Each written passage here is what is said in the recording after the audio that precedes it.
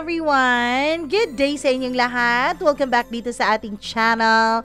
And it's a Monday today. Maraming salamat dahil nandito kayo at nagkasuporta, nagmamahal at nagsuscroll at nagre-refresh kung tinitignan kung may bago ba tayong upload. Maraming salamat po sa inyong pag-a-update. Nako, sa lahat ng ating mga subscribers, I love you all so much. Thank you sa pag-subscribe at sa pagpabalik-balik nyo dito para makinig ng mga kwentong ating itinatampok.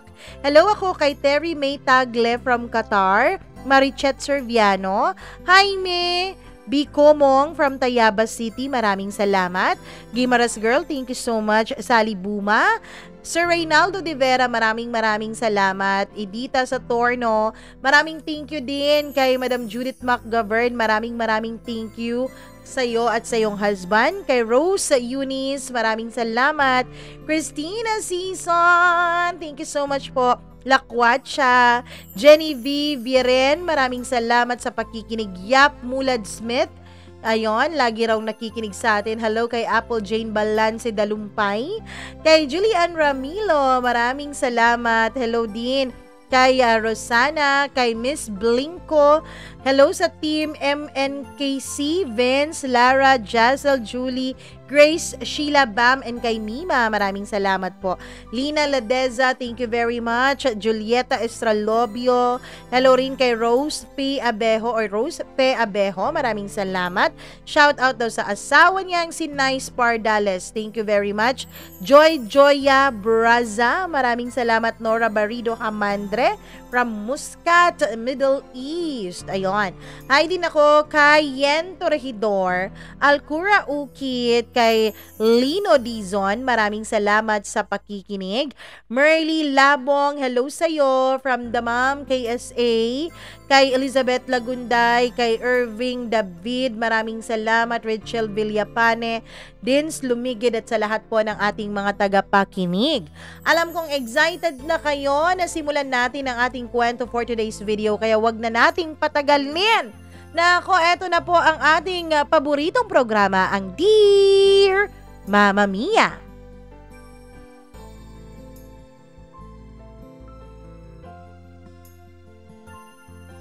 Matagal nang kasabihan na laging nasa huli ang pagsisisi, na may mga bagay na hindi mo na mababawi kapag tapos mo nang gawin, lalo na sa mga taong iyong minamahal.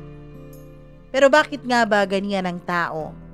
Kahit alam na niya na pwede siyang magsisi sa huli, ay ginagawa niya pa rin ang mga bagay na pwede niyang pagsisihan. Dear Mama Mia, just call me Matt.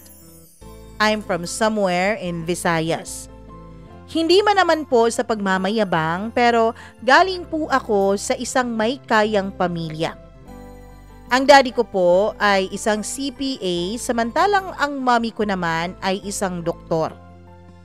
Ang mga kapatid ko ay meron na pong kani-kanilang sources of income. Meron na po silang mga trabaho, yung iba naman bukod sa pagtatrabaho ay may sarili na ring mga negosyo. And as the youngest and uniko iho, basically lumaki po ako na may pagka-spoiled brat / certified abusado, pero gwapo naman. Etong sulat ko na ito, particularly ay para po sa mga lalaki out there na gumawa ng isang karumal-dumal na kasalanan. Yung mga tao at mga lalaking hindi naman committed, lalong-lalo na sa mga relasyon na meron sila. Hindi nila pinapahalagahan, lalong-lalo na ang babaeng naging loyal sa kanila. Ang babaeng handang magsakripisyo at handang isuko ang lahat-lahat para lamang mapaligaya sila. Guys, this is for you. And I hope, bago pa mahuli ang lahat, ay may leksyon na kayong makuha galing dito sa aking kwento. Anyways, name anything na pwede mong gustuhin. Lahat yun ay nakakaya ko pong makuha. Lahat ng gusto ko ay ibinibigay sa akin. Nung teenager pa lamang ako, Mama Mia, kahit na anong luho, kayang-kaya kong kunin. Yes, masasabi niyong nasa akin na nga ang lahat. At kapag sanay ka pong nakukuha ang lahat ng gusto mo, pakiramdam mo, Mama Mia, lahat ng mga tao at mga bagay sa paligid mo ay under your control. Na ikaw ang parang Diyos na nagdidikta sa lahat ng bagay. Lahat ng gusto mo na susunod. Lahat ng naisin mo, siya ang nagagawa. I get what I want, especially pagdating sa mga babae. Every Friday night, ako at ang tropa ko usually ay nagka-club o nagba-bar hopping kami. And we party all night, lalo na kapag Biyernes. Nung mga panahon na yon, aspiring DJ din po ako. Gustong gusto ko na maging DJ sa isang club. By the way, para sa akin nung mga panahon na yon, party is life talaga. Nilook forward ko talaga every Friday dahil alam kong malalasing na naman ako at masisiyahan na naman ako sa gagawin naming magbabarkada. To be honest, Mama Mia, hindi po sa pagmamayabang at pagmamalaki dahil hindi naman po dapat ipagmalaki ang ganitong bagay. Pero napakaraming mga babae na ang dumaan sa buhay ko. Napakaraming mga babae na ang napaikot ko sa palad ko. At kahit ning isa sa kanila, wala po talaga akong sineryoso. Yes, alam ko, tataas ang mga kilay ninyo. Alam kong may magagalit at maiinis sa akin, pero hindi na po ako mag-sugarcoat dito, Mama Mia. I am confessing boldly here. Ako po yung uri ng isang gagong lalaki. Isang lalaking pakiramdam niya ay God's gift to women ang kanyang existence dito sa mundo. Not until binigyan ako ng chance ng Panginoon para baguhin ang buhay na aking nakasanayan. It was break time. Nasa cafeteria ako noon at medyo may nararamdaman pa po akong hangover dahil kahit na linggo nung nakaraang araw ay nag-inom pa rin kami ng aking mga barkada. Halos alas 3 na ng umaga nung ako ay makatulog. Ayoko sanang pumasok noon sa eskwela pero dahil kailangan kong magpa-impress sa parents ko, kasi noon ay nililigawan ko sila para bilhan nila ako ng kotse, ay kailangan ko talagang pumasok kahit na masakit ang ulo ko dahil sa sobrang hangover. Kaya ayon, pumasok pa rin ako sa school kahit na wala namang pumapasok sa utak ko sa dinidiscuss ng mga prof namin. Napakainit nung mga panahon na yun tapos napaka-crowded pa. Yung mga tao at mga estudyante na nasa cafeteria ay kanya-kanya nang hanap ng mga mauupuan dahil napakaraming tao. Kasi nga break time, so marami ang nagpunta sa cafeteria. Tapos may isang babaeng dumating.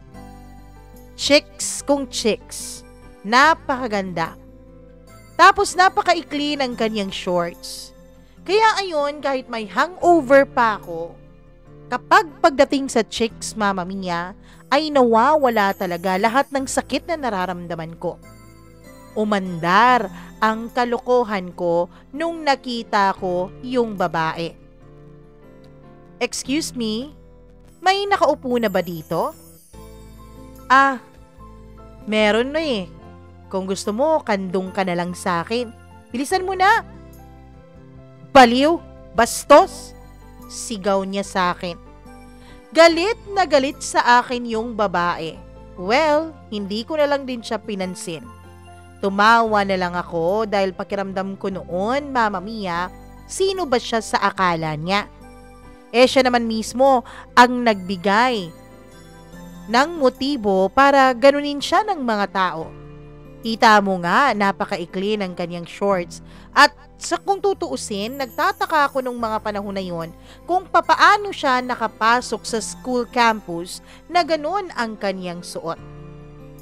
Kung ayaw ng mga babae na bastusin sila ng mga lalaki, dapat kagalang-galang ang kanilang isinusuot.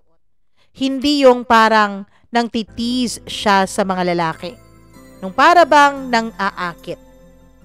Hindi mo naman masisisi ang lalaki kung maakit kapag gano'n ang galawan ng isang babae. Tawa ako ng tawa. Sino ba siya? Akala niya napakaganda niya. Ilang sandali pa ay may isa na namang babaeng lumapit. Ang babaeng ito ay matangkad, sakto ang pangangatawan, medyo singkit ang mga mata, may straight black hair, at napaka-neat and clean niyang manamit. Halatang halata sa itsura niya na matalino siyang babae. Iba siya sa iba.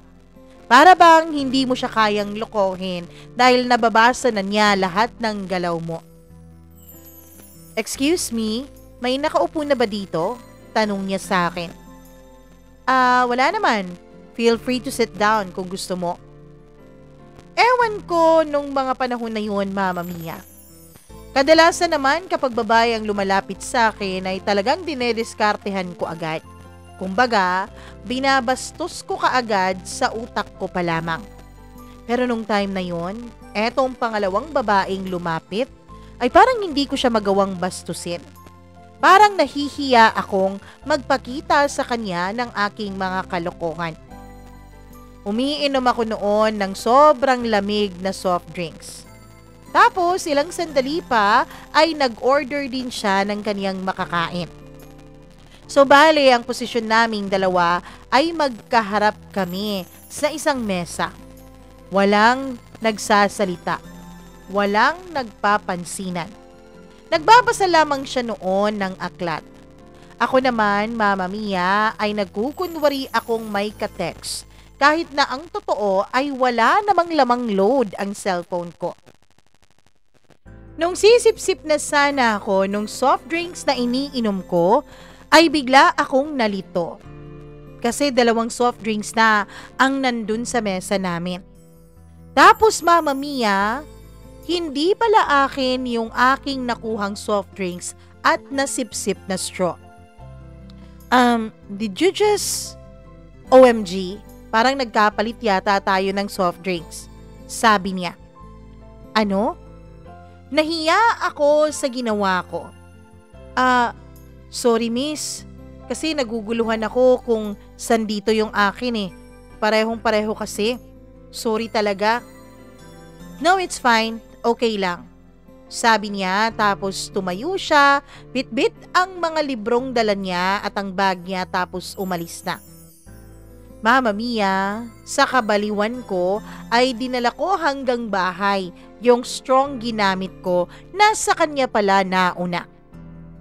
Ewan ko kung bakit ko ginawa yon.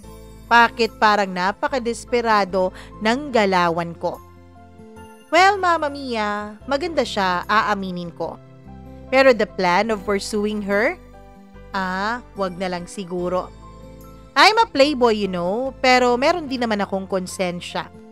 Hindi ako nang bibiktima ng mga inosenteng babae. Hindi ako nang bibiktima ng mga babaeng ang gusto ay mag-aral talaga ng straight at walang kalokohang gagawin. Ang gusto ko ay yung mga babae din na katulad ko ay mahilig maglaro.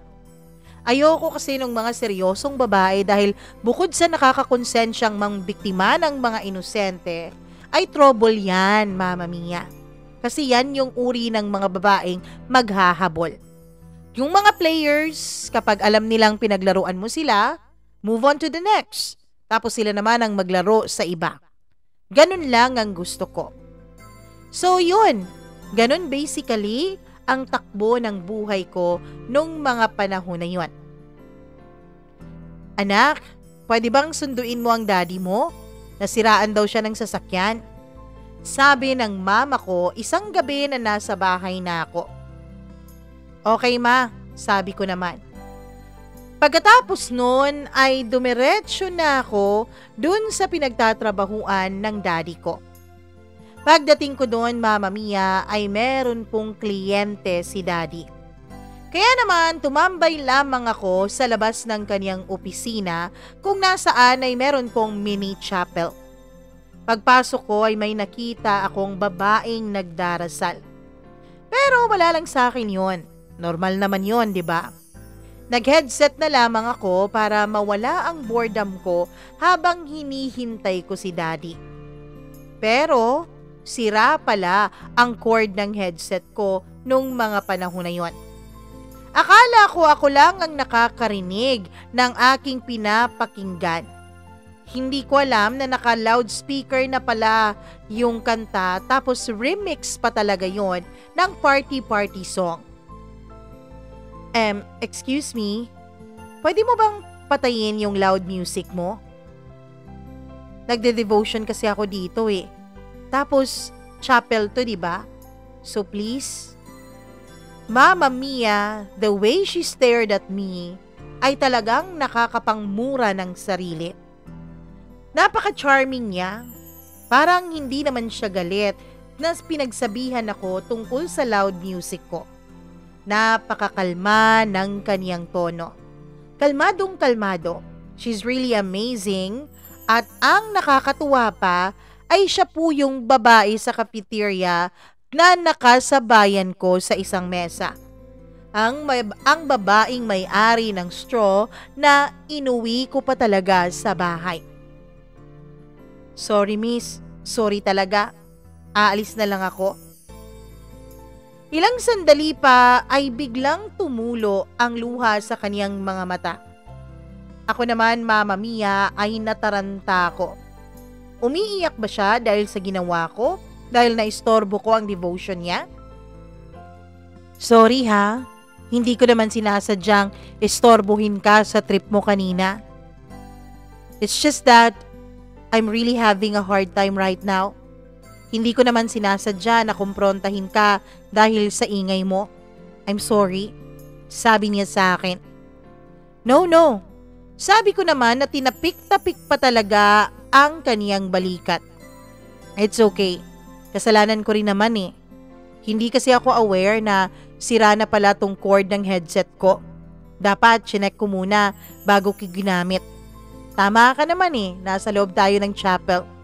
It's okay. Dapat ako nga ang nag-a-apologize sa'yo, miss. Suddenly, Mama Mia, habang sinasabi ko ang mga salitang yon, ay meron pong isang hindi maipaliwanag na damdamin na unti-unting tumutubo sa loob ko. It feels like another part of me na nung mga panahon ko lang noon nakilala at nalaman. Para bang hindi ako yung kausap niya. Parang hindi si Matt ito. Lalo pa nung sinimulan na niya akong kausapin ng maayos. And seeing her face once more, dun ko nakitang napakaganda naman pala talaga niya. And napaka-inosente. Kaya mo pa ba? Tanong ko sa kanya nung nakita kong tumutulo na ng mabilis ang mga luha sa kaniyang mga mata. Yes, I'm sorry kung naging emotional ako. Ayos lang yun, walang problema. Kung kailangan mo ng makakausap, andito lang ako, miss. Thank you, ha? Ano lang kasi, may pinagdadaanan lang kasi kami ngayon ng pamilya ko. Tapos yung mami ko, nasa coma pa ngayon. At takot na takot ako. Hindi ko alam kung anong gagawin ko kung mawala ang mami ko. I can't lose her. Mama Mia, dun ako tinamaan. Para akong tinamaan ng kidlat dahil bigla akong naawa sa kanya. Oh, sorry. Sorry sa pinagdadaanan mo. I know na hindi madali ang pinagdadaanan mo. Patuloy pa rin siya sa pag-iyak at ako naman ay patuloy pa rin sa pagtapik-tapik ng kanyang balikat.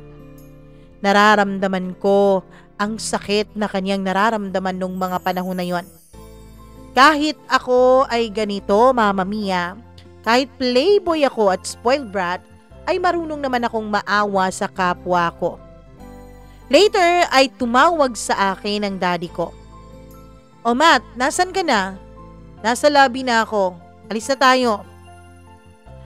Miss, sorry talaga ha, pero I have to go. Inaantay na ako ng daddy ko sa lobby eh.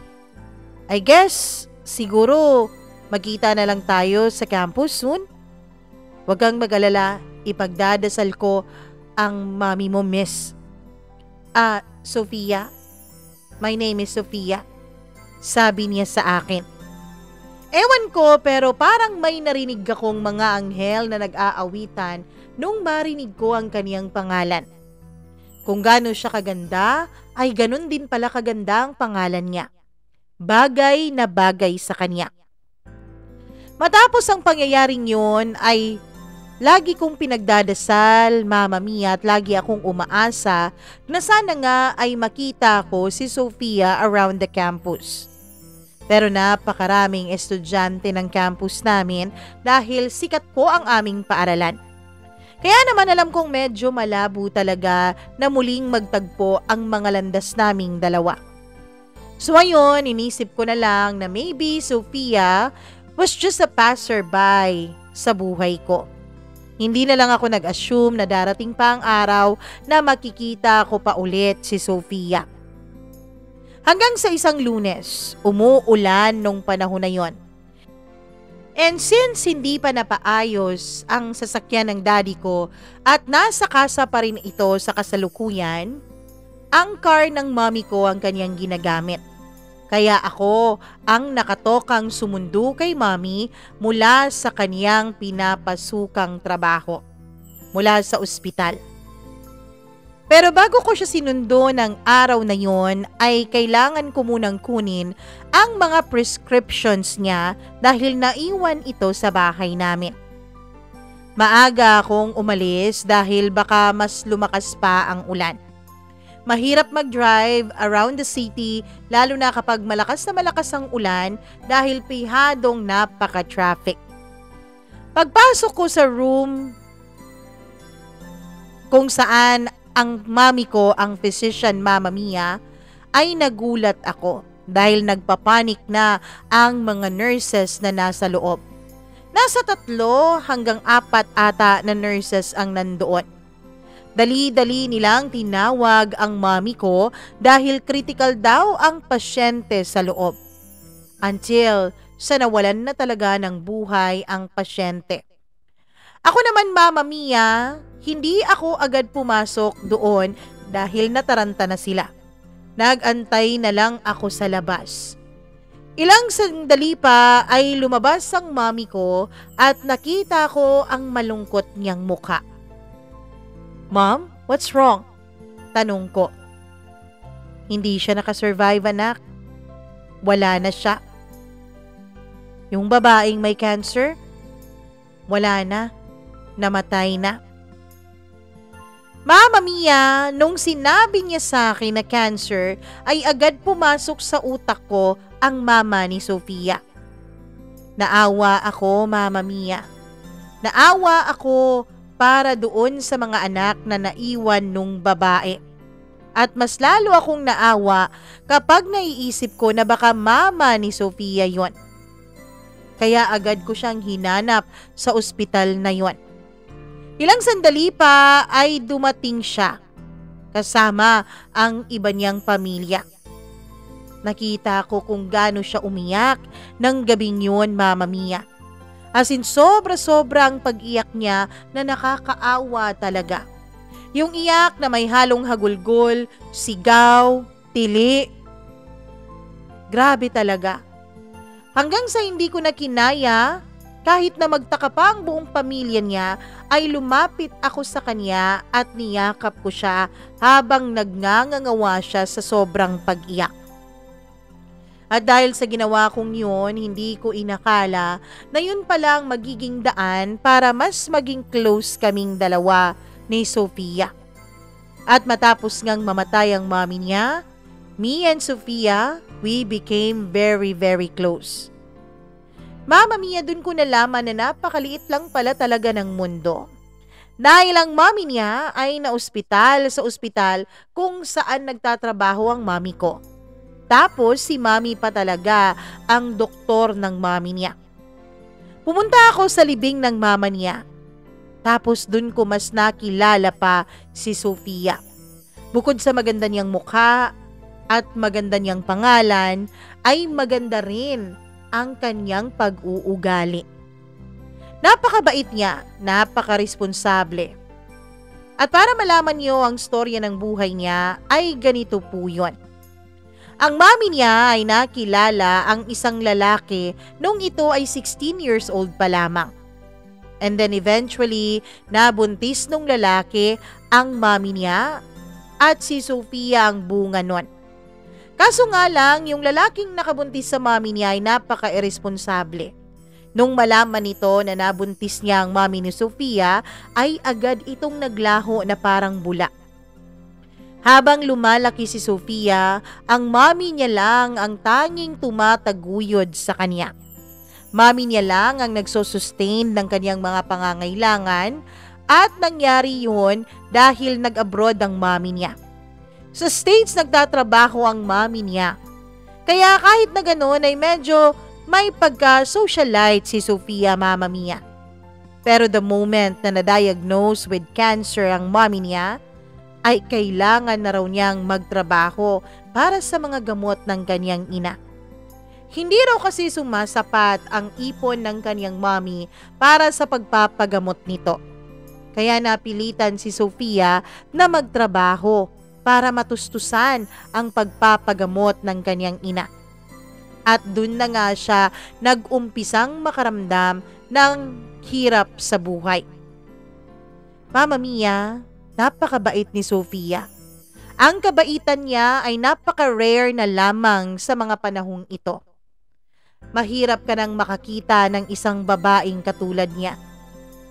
Siya ay isang babaeng punong-puno ng grace at punong-puno ng tapang sa likod ng mga hirap na kanyang pinagdadaanan. Kahit pa man napakahirap ng buhay at napakahirap ng pinagdadaanan niya, ay nanatili pa rin ang positive disposition ni Sofia sa buhay. At higit pa doon, mama mia, ay napakalaki ng kanyang tiwala sa Diyos. Lagi niyang sinasabi sa akin na alam niyang hindi siya pababayaan ng Panginoon.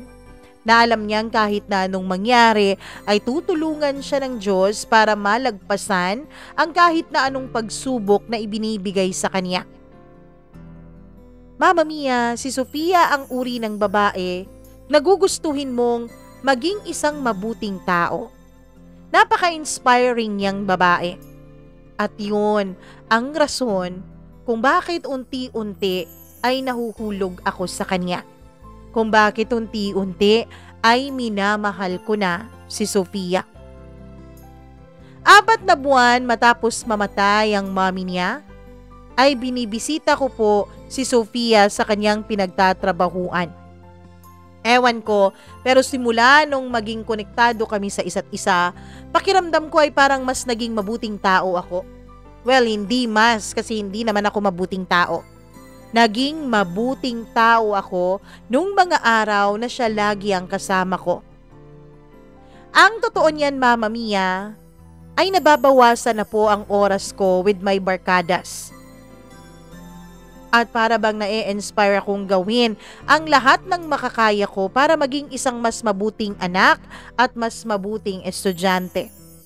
Nakikita ako kasi kay Sofia, mama mia, na kahit sa likod ng mga pinagdadaanan niya ay hindi niya nakakalimutan kung paano maging mabuti at manatiling mabuti.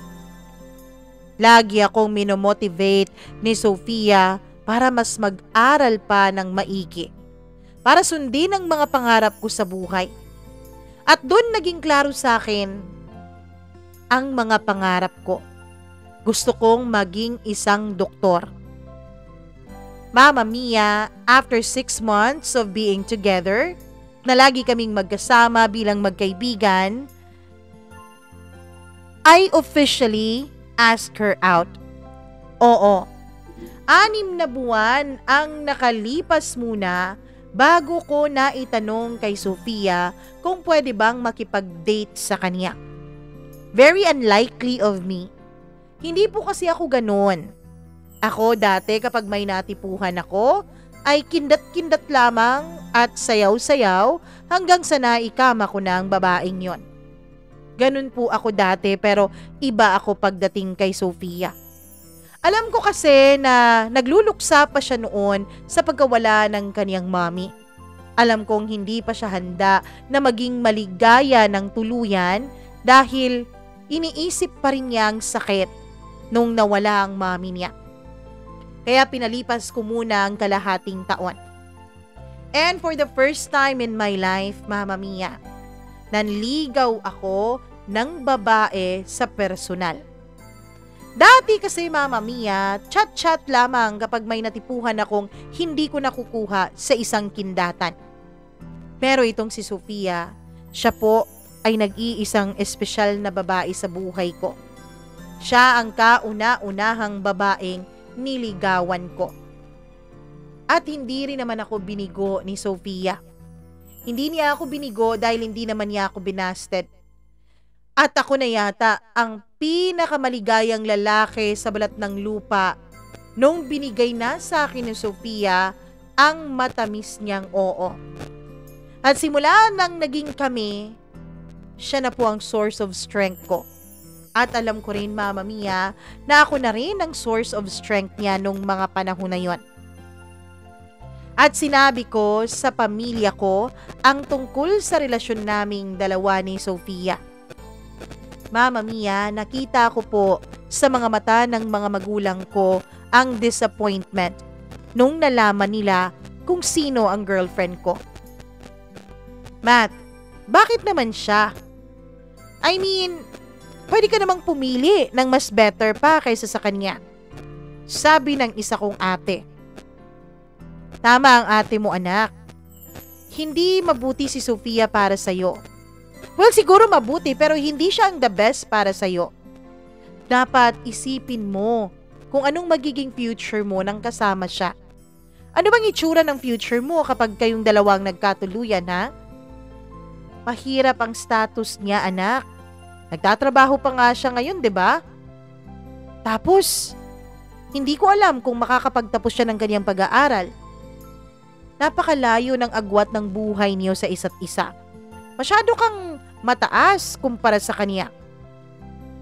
Mom, pwede ba? Huwag niyo nga akong kinokontrol. Mahal ko si Sofia. At wala akong pakialam sa future na sinasabi ninyo. Alam niyo ba na dahil sa kanya, inaayos ko ang pag-aaral ko? Alam niyo ba na dahil sa kanya, natuto ako maging isang mabuting estudyante? At ginagawa ko to para sa future naming dalawa. Siya ang pinipili ko. Siya ang gusto ko, kaya please lang, huwag kayong mangialam sa love life ko. Oo, Mama Mia, totoo ang sinasabi ko. Ayaw ng pamilya ko kay Sofia. Hindi siya tanggap ng pamilya ko at hindi siya tanggap kahit ng mga kapatid ko. Pero mahal ko si Sofia. Mahal ko siya at wala akong ibang hahanapin at pipiliin kundi siya. Kaya lang sa bawat araw na lumilipas ay mas lalong naghihigpit sa akin ang mga magulang ko. Sa bawat araw na lumilipas ay hindi po nawawala ang topic na dapat ay layuan ko na at hiwalayan ko na si Sofia. Hanggang sa naburiyo ako sa topic na yon. So lumayas ako mula sa bahay namin at nakipag-live-in ako kay Sofia sa boarding house niya, Mama Mia. Yes, boarding house lang po ang inuupahan noon ni Sofia dahil wala na po silang pera para pangrenta ng bahay. Kaya wala siyang ibang nagawa kundi napilitan siyang lumipat sa isang boarding house. Nakakaawa talaga siya kung tutuusin. Wala na siyang ibang kasama. Mama Mia, sinabi ko sa kanya ang sitwasyon. Sinabi ko sa kanya ang tungkol sa sitwasyon ko sa bahay namin at mabuti na lamang at naintindihan niya ang paglalayas ko. Nung nalaman niya na ayaw sa kanya ng mga magulang ko. Nung nalaman niya kung gaano ako kinukumbinsi ng pamilya ko para iwanan siya, ay naiyak siya ng todo. Naawa tuloy ako sa kanya, Mama Mia. Pero nag-promise ako sa kanya. Nag-promise ako sa kanya na walang makakapigil sa akin sa pagmamahal ko sa kanya.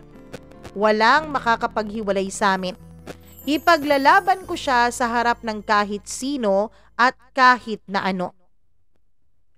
Hanggang sa nakapagdesisyon si Sofia na mag-abroad. Pupunta siya ng Saudi dahil sabi niya ay may tita daw siya doon na handang tumulong sa kanya. Ayaw ko sana, Mama Mia. Ayaw ko sanang umalis si Sofia. Pero sabi niya sa akin, yun daw ang mas nararapat naming gawin.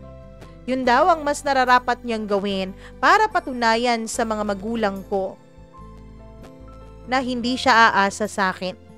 At para na rin patunayan sa sarili niya na kahit siya lang ay kaya niyang tumayo sa sarili niyang mga paa. Ayoko sanang malayo sa babaeng mahal ko. Pero alam kong may point naman siya, Mama Mia. Alam ko na gusto niyang maging mas stable. Hindi lang para sa akin at sa relasyon namin, kundi para na rin sa sarili niya. Kaya kahit masakit, ay wala akong nagawa kundi ang payagan siya. Hindi ko na lang tinutulan ang kanyang pag-alis dahil alam ko na para rin naman sa amin yon. And besides, Mama Mia, kung mananatili siya sa Pilipinas, ay laging nandyan ang mga magulang ko upang lait-laitin siya. Mga magulang ko na hindi ko alam na napakamata pobre pala. So ngayon, na-process na nga ni Sofia ang mga papeles niya at nakaalis na siya ng bansa.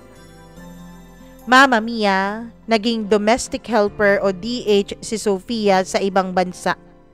Ako naman, sa mga panahon na yon ay pinagpapatuloy ko ang aking pag-aaral ng medisina sa Pilipinas. Hindi pa rin kami nagkahiwalay dalawa. Kami pa rin.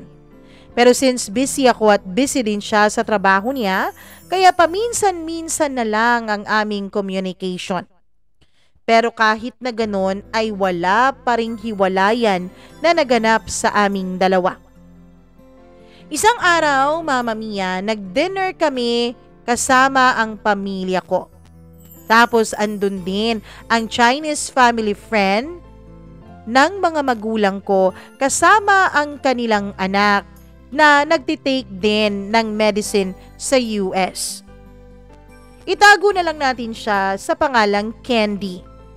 By the way, Mama Mia, si Candy po ay maganda, matangkad, matalino, almost perfect, and very educated din. Kaidaran ko lang din siya. At yun na nga, inintroduce kami ng aming mga magulang sa isa't isa. Alam ko naman kung bakit ginagawa ito ng mga magulang ko.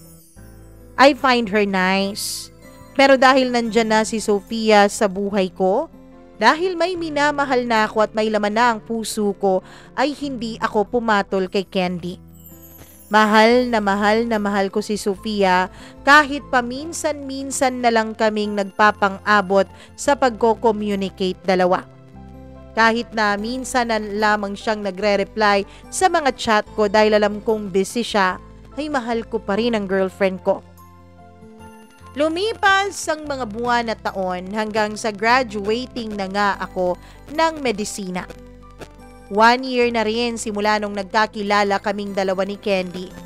Pero lagi po kaming magkasamang dalawa dahil dun po siya nagjo-duty sa ospital na pinagtatrabahuan ng mommy ko.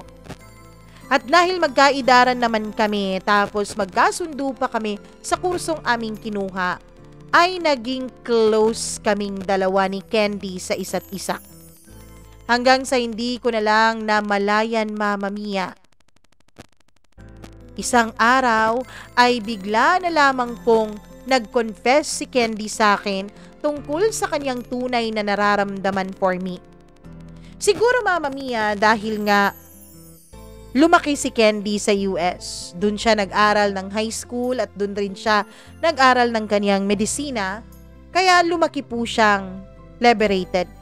Lumaki po siyang hindi nag-aantay na lalaki ang magpo-propose o lalaki ang magsasabi sa kanya ng damdamin.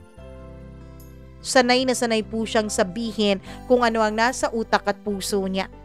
Kaya gulat na gulat ako nung nagsabi siya sa akin ng kanyang nararamdaman. Mama Mia, hindi ko maintindihan noon kung papaano ba ako magde-decide. Yes, mahal ko po si Sofia. Mahal na mahal. Pero hindi ko rin naman maiiwasan si Candy. Ang totoo niyan, sinubukan ko naman pong umiwas. Pero napaka-desperada niya to win me out. And she did in the end. Oo, Mama Mia. Nagtagumpay si Candy sa kanyang panunuyo at pang-aakit sa akin. Dumating sa punto na naggalaw ko po si Candy at may nangyari sa aming dalawa. Yes, sa madaling salita, pinagtaksilan ko po ang girlfriend kong si Sofia. Lumipas pa ang ilang mga buwan na taon. 2 years na ang relationship naming dalawa ni Candy. Pero hindi ko pa rin hinihiwalayan si Sofia. Pero Mama Mia, simula nung nagtaksil na ako sa kanya, ay hindi na rin po nakakapag-respond sa akin si Sofia. Pero lagi ko pa rin siyang inaantay. Inaantay ko pa rin na maging okay siya, na magkaroon siya ng panahon para sa akin. Mahal na mahal ko siya. Pero hindi ko naman mahiwa-hiwalayan si Candy dahil ang dami nang nakakaalam tungkol sa aming dalawa. At isa pa, Mama Mia, naging masaya po ang mga magulang ko nung nalaman nilang kami na ni Candy. Napakarami ring promotions na nakuha ang mama ko simula nung naging kaming dalawa ni Candy. Ewan ko ba, siguro dahil sa impluwensya ng pamilya ni Candy? Pero kung tutuusin, mas lalo pong naging mayaman ang mga magulang ko nung kaming dalawa ni Candy na. Pero sa loob ng puso ko, si Sofia pa rin. Kaya lang, ewan ko kung tatanggapin niyo ang paliwanag na ito. Lalaki din ako at may mga pangangailangan. At sa pagkakataon na yun, handang-handa naman si Candy na ibigay sa akin ang lahat ng pangangailangan ko, lalo na sa pisikal na bagay. Hanggang sa dumating ang 2.5 years, Mama Mia, na hindi na talaga nagparamdam sa akin si Sofia. Ang totoo niyan ay nag-aalala na ako. Nag-aalala na ako dahil alam kong delikado po ang ating mga DH, lalo na sa buhay nila sa Saudi. Paminsan-minsan lang din siya nagkakaroon ng internet. So kaya naman ako lagi ang naghahanap ng paraan para lang makontak ko siya. Pumunta ako, Mama Mia, sa kanilang bahay. Pumunta ako sa bahay ng kaniyang mga tiyahin para magtanong-tanong kung ano nang nangyari sa babaeng mahal ko. Mama Mia, gulat na lamang ako sa isang balita. Ikakasal na siya next week, Matt. Hindi mo pa pala alam? Sabi ng kanyang isang pinsan. Ano? Ikakasal? Si Sofia? Hindi ako makapaniwala nun, Mama Mia. Hindi ko maintindihan kung bakit kahit isang text mula sa kanya ay wala man lang siyang na-send sa akin. Kahit anong tawag ko ay hindi niya sinasagot. Tapos ngayon, ikakasal na pala siya. So ano to? Hindi lang pala ako ang nagtaksil sa relasyon naming dalawa, kundi pati rin siya. Galit na galit ako noon. Ewan ko kung may karapatan akong magalit, nagtaksil din naman ako. Kaya lang siguro, Mama Mia, bukod sa puso kong sugatan dahil yung babaeng mahal ko ay magpapakasal na sa iba, ay siguro nasugatan din ng matindi ang ego ko. Kaya sa sobrang galit ko ay uminom ako ng uminom. Nagpakalasing ako. Alam ko sa sarili ko na mahal ko pa rin si Sofia kahit kaming dalawa na ni Candy. Pero napakasakit pala talaga na maloko, Mama Mia. Nakakatawa, naloko din ang manloloko. Isang araw ay pumunta ako sa office ng daddy ko dahil hinahanap ko ang passport ko. Pupunta ako ng US nung time na yon dahil kailangan kong magbakasyon kahit sandali. Kailangan kong makalimot sa lahat ng sakit. Habang naghahanap ako ng passport ko sa my drawer, ay may biglang nag-ring na cellphone. Gulat na gulat ako kung kanino yon. Kasi hindi familiar sa akin ang model ng phone. Hindi familiar din sa akin maging ang itsura ng phone. Parang hindi sa amin. Parang hindi isa sa pamilya ko ang may-ari. First time ko pong nakita ang cellphone na yon at nagulat ako na may ganung cellphone pala ang mama ko. Noong tinignan ko yon ay nabuksan ko kaagad. Wala namang passcode. Dumiretso ako sa inbox na ewan ko ba na parang may bumubulong-bulong. Nabuksan ko yon. At nagulat ako, Mama Mia, dahil ang dami-daming text na nandoon. Siguro mga almost 1,000 text messages na. Mula kay Sofia para sa akin. Yun pala, Mama Mia, ay niloko siya ng mga magulang ko. Niloko siya ng mga magulang ko na nag-change number ako. Tapos nasira ang Facebook ko. Tapos, Mama Mia, my parents told her everything tungkol kay Candy. Oo, nakita ko doon sa mga conversations nila na sinabi ng mga magulang ko ang tungkol sa relasyon ko at kay Candy. Kaya yun ang nakasira at nakawasak ng puso niya. Nakita ko pa doon sa mga messages na may mga pinadalang photos din ang mga magulang ko kasama ko at si Candy. Mga photos na nagko-coffee kaming dalawa, magka-holding hands, nagbabakasyon na naka-swimming trunks lang ako, tapos si Candy ay naka-bathing suit tapos mahalos magkayakap kaming dalawa. At yun ang rason kung bakit sumuko si Sofia sa akin. Dahil lang sa mali kong desisyon. Hindi ko naman sinisisi ang mga magulang ko, Mama Mia. Well, partly oo, pero mas sinisi ko noon ang sarili ko. Dahil ako naman ang nagloko kay Sofia. Ako naman ang nakipagrelasyon kay Candy, kaya nakuha ng mga magulang ko ang mga pictures na yon. Mama Mia, pagkatapos kong makita ang mga messages ng mga magulang ko at ni Sofia, ang sumunod na ginawa ko ay hinanap ko siya. I did everything in my power para makita ko kung nasaan na ang babaeng pinakamamahal ko. Nagbalik ako doon sa kung saan nandun ang kanyang mga pinsan at mga tiyahin at nagtanong ako kung saan gaganapin ang kasal ni Sofia o kung nasaan siya sa mga panahong ito. Gusto ko pong makausap si Sofia. Gusto kong mag-explain sa kanya. Ano ba ang i-explain ko? Tungkol sa mga magulang ko? Tungkol kay Candy? Bahala na. Bahala na kung anumang lumabas sa bibig ko, basta ang gusto ko ay makausap ko ng personal ang babaeng mahal ko. Gusto ko siyang kunin ulit. Gusto ko siyang mahalin ulit.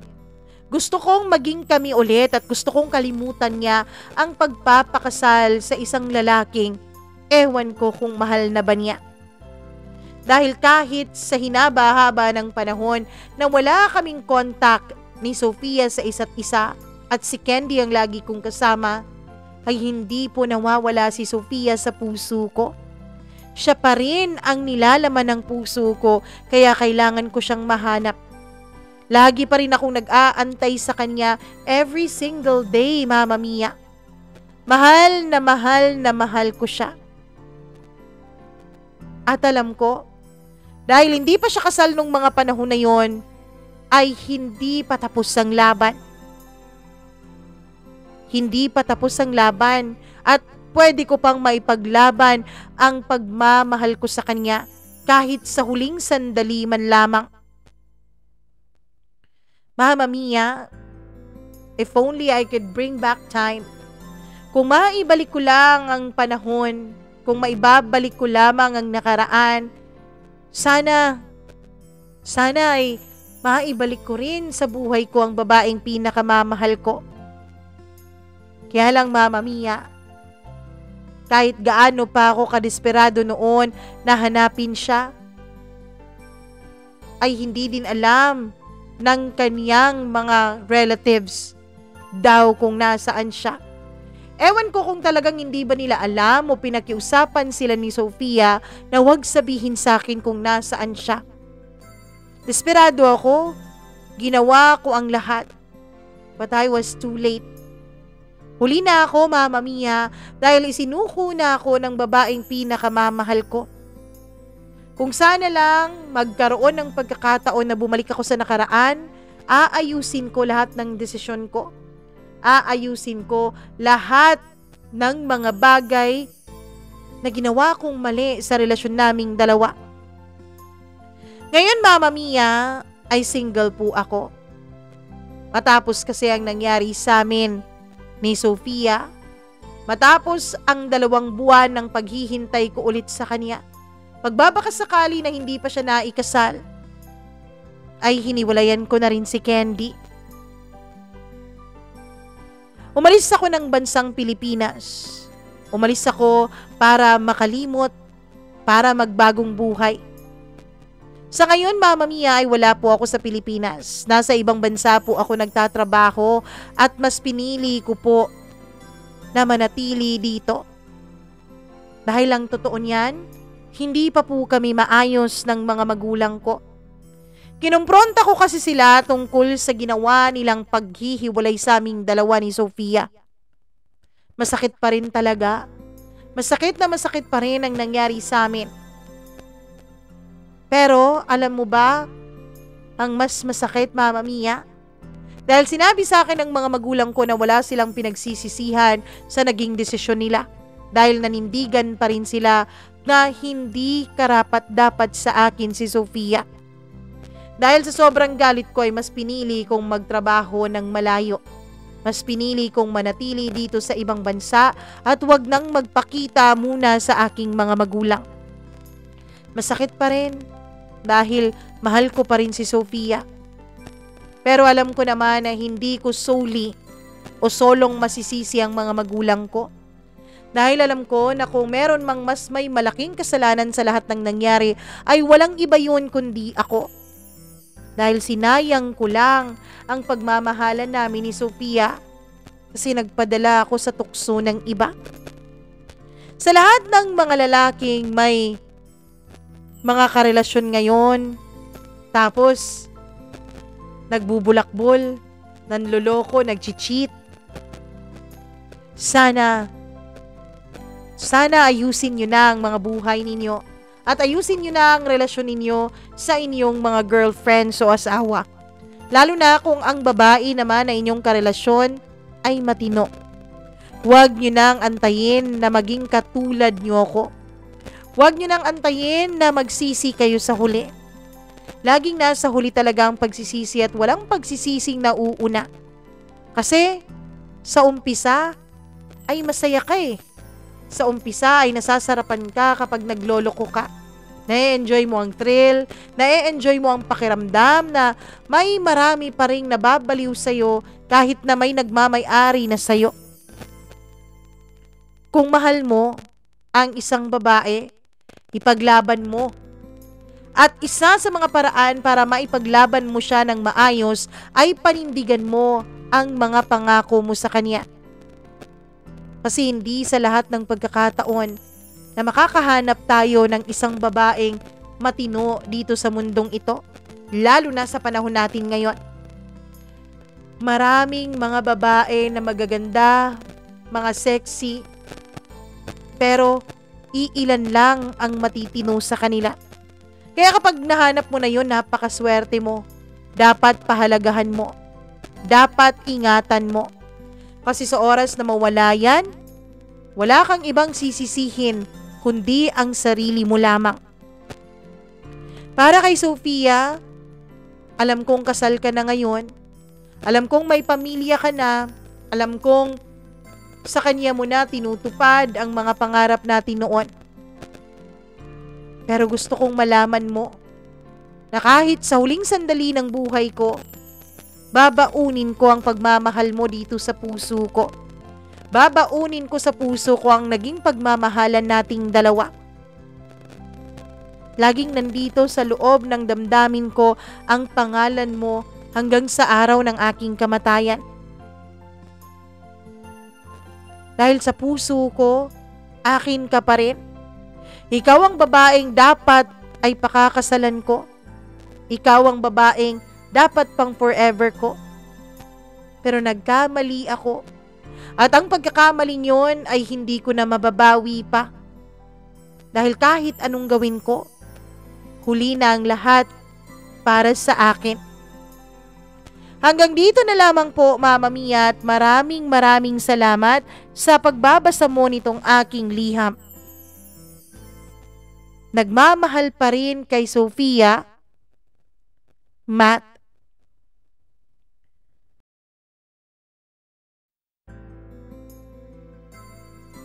Ewan ko ba, kahit gaano karaming beses sabihin ng kahit gaano karaming tao ang mga salitang laging nasa huli ang pagsisisi, may mga tao pa rin talaga na sinusubukan kung totoo ito. Ano? Kasi kahit alam natin na pwede nating pagsisiyan ng isang bagay, kung minsan ay mas nananaig ang pagiging tao natin. Mas nananaig yung pagiging selfish, mas nananaig yung curiosity natin na tanungin o i-experience kung ano nga bang pakiramdam. 'Di ba? At hindi lang po sa mga long distance relationship merong mga pagsubok na ganito. Alam mo ang mas masakit? Marami sa mga cheating issues ngayon nangyayari kahit na magkatabi kayong dalawa sa kama. Kahit na lagi kayong magkasama sa pagtulog at paggising sa umaga. May mga cheating pa rin na nagaganap. Wala kasi yun sa distance eh. Nasa tibay yun. Tibay ng relasyon at tibay mo bilang isang tao. Naniniwala ako na yung mga taong nag-cheat, yung mga taong hindi magawang magpaalam muna ng maayos, makipaghiwalay muna ng maayos bago makipagrelasyon sa iba. Bukod sa insecurity, naniniwala ako na yun ang mga taong tunay na mahihina. Kasi naggugulpi sila ng tukso.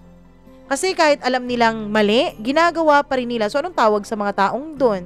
Mga taong yun, 'di ba? Low IQ, BOBO, ganon. 80-80. 'Di ba? Kasi kahit alam mo ng mali, ginagawa mo pa rin. Lagi ko ngang sinasabi dito, ang tukso hindi dapat yan nilalabanan. Kasi wala talagang nananalo dyan sa tukso eh. Kaya yung kanta ng, ano ba yun? J Brothers ba yun? Labanan natin ng tukso, huwag mong labanan ng tukso. Layuan mo. Kapag nandyan ang tukso, tumakbo ka ng malayo, yung hindi ka na talaga niya mahahabol. At para maiwasan ng tukso, huwag kang makipagkaibigan, huwag kang makipag-close sa opposite sex mo, lalo na kung bago mo palang kakilala yan, diba? Bakit? Anong point para makipag-close ka sa kanya? Ewan ko na lang talaga sa inyo. Anyways, Matt, alam mo na kung anong pagkakamali mo. In fact, nag-a-advise ka nga dyan sa ating mga listeners na nakikinig ngayon. Ang gusto ko na lang sabihin sa'yo ay sana nga darating ang araw na mapatawad mo na ang sarili mo at mapatawad mo na rin ang mga magulang mo dahil tama ka eh. Tama ka, hindi naman kayo masisira ng mga magulang ninyo or mga magulang mo kung hindi mo sinira ang pangako mo kay Sofia. Kung hindi mo sinira ang commitment mo sa kanya, walang magagamit ang mga magulang mo para sirain kayong dalawa. Siguro talagang hindi kayo para sa isa't isa. Sana lesson learned mo na yan at sana mahanap mo na ang taong inilaan talaga ng tadhana para sa'yo kung meron man. Maraming salamat sa pag-share mo ng iyong kwento dito sa ating programa. At kung ikaw ngayon na nakikinig dyan, if you find this story interesting, entertaining, ano pa ba? Life-changing. Charot, life-changing. Oo. Naku, paki-share at paki-like naman ang video na to. At wag na wag nyo rin kakalimutan na kung tulad ni Matt ay may sarili kayong kwento ng inyong buhay na nais i-share dito sa ating programa. Naku, i-share nyo na yan.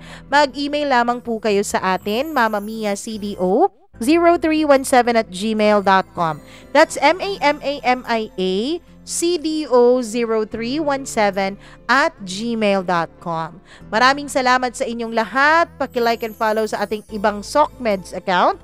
That's Mama Mia CDO. Thank you so much at sana'y maging masaya kayo sa inyong mga buhay at sana'y may natutunan kayo na iwasan ang mga tukso o malis kapag may tukso at kung natutukso na talaga, makipaghiwalay muna. Charot. Ako po ang inyong Mama Mia. Hanggang bukas po ulit. Dito lamang sa paborito niyong programa, ang Dear Mama Mia.